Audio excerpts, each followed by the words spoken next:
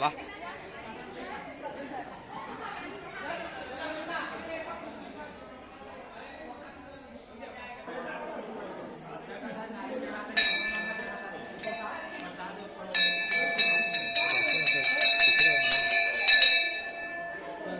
रुकना पास आप करेंगे भाई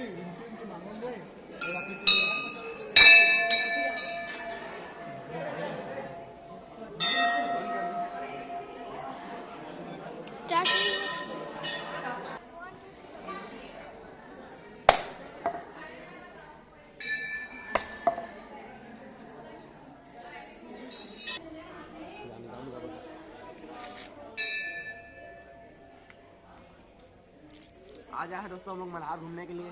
देख लीजिए आप कितना अच्छा है नज़ारा है यहाँ पर। या नारियल खाइए आप भी। ले लीजिए। नहीं होते।